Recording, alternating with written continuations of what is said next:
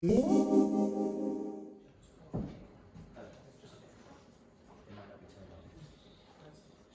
don't know. It is turned on. Okay, wonderful. Hi, lovely introduction, and thank you to Outthinkers for having me.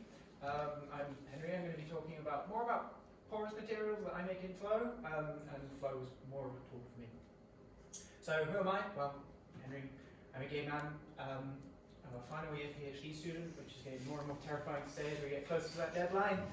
I'm also a teacher, so I'm quite privileged that I get to spend a lot of time in the undergraduate labs and helping them with fundamental chemical concepts, which is really important to me because when I was an undergraduate, I didn't really have exposure to queer people, so I wasn't sure if it was an environment for me. So I like to be out in the lab and make sure that people know I identify as a gay man, so they know that they can flourish here, and also show the cis-het people that it's a space for other kinds of people too. But today I'm here as a researcher.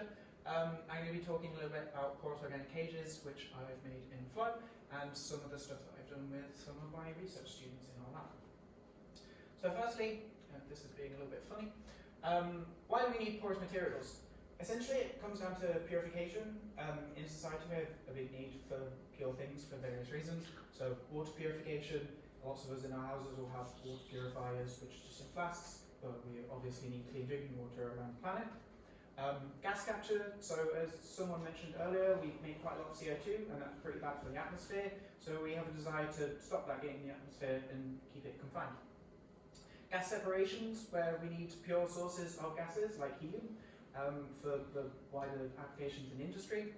And then porous materials are also known to do catalysis, so we can produce other molecules to do more chemistry a bit later. And molecular sensors, which let us know if something's nasty, if something nasty is there or not. Quite a lot of these things in society currently are pretty high energy processes, which again is bad for the environment. These aren't sustainable processes. So we have a need for molecules which are highly porous and able to do these jobs really well. They need to be selective, so we know that they're targeting the things that we want them to target.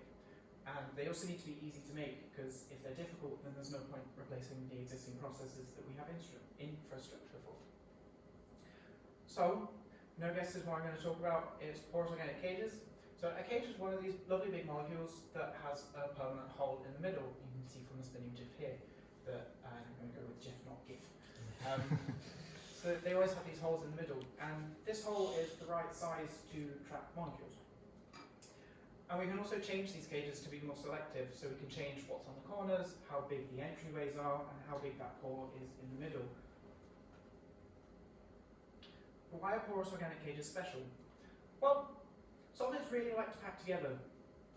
And when cages pack together, it's a bit like molecular Lego. So I have some models here, and 3 of them you can pass around, and when these cages pack together, they like to do it in a window-to-window fashion. So you can bash these around as much as you like, they're pretty tough. You'd like to try and stack those window to window, and you end up, if you look through the model, you'll hopefully see, and if not, we'll blame the 3D printer, but you end up building up this greater channel of porosity, so it no longer becomes just about that one hole in one molecule, but this bigger network that builds up. And that gives us pretty impressive porosity. So in about 1 gram of cage, we have about 1,1400 meters square, which is the same as 7 single tennis courts.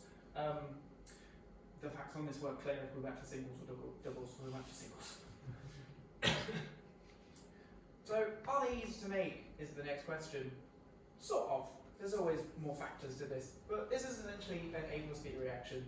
You throw in some aldehyde, you throw in some amine, and then you end up making lovely, lovely cage. And as Nora's lovely talk showed us, this is quite often typically done in batch. So you throw your reagents in, you leave them stirring, you might heat it, you might add a catalyst, and then after a while, it makes our cage that we want. That sounds simple enough. Why is this problematic? Well, it takes several days. So what people tend to do when they're making cages is you throw your stuff in, you leave it stirring for 5-7 days, you might forget about it and come back to it. You can't make a lot of cage at once, so you have to use quite dilute conditions, which means that even if you scale these reactions up to litre scale reactions, you're still not going to get much cage out of it. And depending on the cage, as I mentioned, that these can be changed quite a lot. Some cages give quite complicated mixtures, which is problematic because then we need to purify them. So, can we do this more efficiently? Yes, we can. Again, no prizes for guessing how. We're going to do it in flow. So fundamentally, we're not changing the chemistry. This is just A and B mixing at a T-piece and then coming down our channel, which is going to be heated. And the advantages for flow chemistry in cages, which I'm going to go through in the next few slides, is that instead of this taking several days, we can do this reaction in 10 minutes.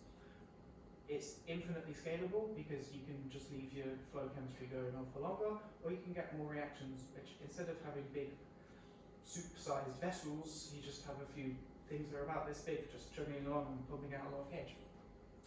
And what we've also found is that we can work at higher concentrations of A and B, so we can improve the efficiency of this reaction. So this is what my flow chemistry setup looks like in real life. This is a Vaportech kit, so there's really, really cheap stuff that you can buy for flow, and there's some more expensive bits of kit which do lots of fancy things. But essentially, you put your reagents in pots. Does this have a laser point on it? Should do. A green one. There we go. So our reagents go in vials up here. I'm afraid they're not these pretty colours in real life. This is where our reaction happens. So in here, oh, that's the wrong one. We're doing good.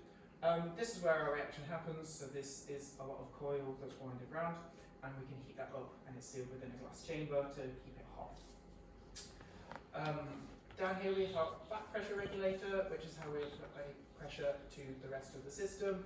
And if we do that, I don't know if we have QI fans in the audience, but there was an episode where they talked about how if you try and boil a kettle to make tea on Mount Everest or in a deep ocean trench, then it's going to boil at different temperatures. It's the same idea here. If we apply pressure to a system, then we could increase the boiling point of a solvent and keep it as a liquid while it's hot. And then down here we have our pumps, which are how we control how the fluid moves. And now I have a little video which is of a really bad flow reaction because there's solids in it, but it serves as sort of proof that these things move, and hopefully this is going to play. I might need a mouse.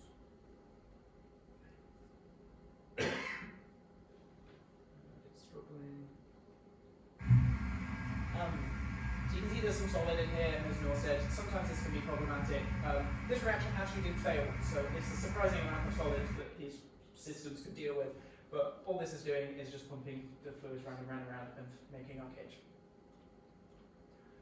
So, cages and flow. This was the dream child of my supervisor, Anna Slater, and she gets a lot of joy out of this.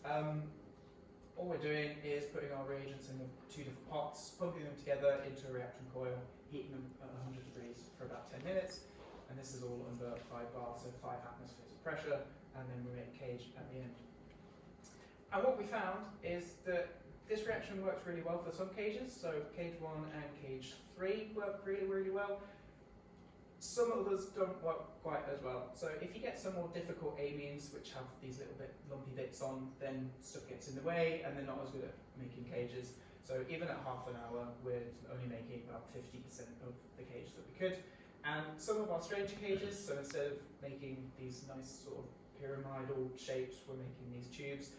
It works really inconsistently, and that's a problem because if you want to make these kinds of things in bulk, then it needs to be a reliable process. So what I did was thought, what's missing from our flow reaction? Because in batch, sometimes you add a catalyst if these are problems, but no one's done that in flow, so I did it. And essentially we found that it makes all of these cages pretty well. There is a slight outlier here of cage 3 making only 63%, but we think we just lost some of it because it was precipitating in the tubing and then we couldn't get it back out, which is a bit of a novel problem because usually if there's a solid it's something you don't want, so Noor, if you have any advice I'd love to hear it. And TCC1 is making cage, but it's a little bit dirty, so we don't know how much cage we're making, so we'll hold that data to our chest for a little while. And then a final thing that I'd like to talk to you about is using high concentrations of A and B. So this was done by one of my students who did provide me with a photo, so here it is in cartoon representation, where we found that if you work at these dilute conditions, which is what we do in batch and what Anna originally worked on, we could make about 12 grams a day. But using flow conditions, we can almost double, well, over double this process and make about 29 grams per day. And that's just on a lab scale. So in industry, these tubings are a lot thicker and bigger, and you can have more platforms doing a lot more of this. So this is pretty good for a starting point for making these processes, these molecules on a bigger scale.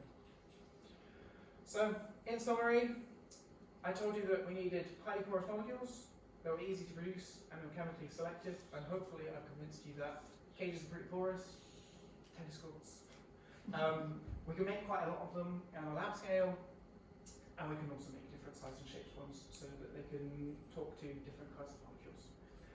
And I would just like to give thanks to my lovely group who are all photographed here on quite a cold day in Liverpool.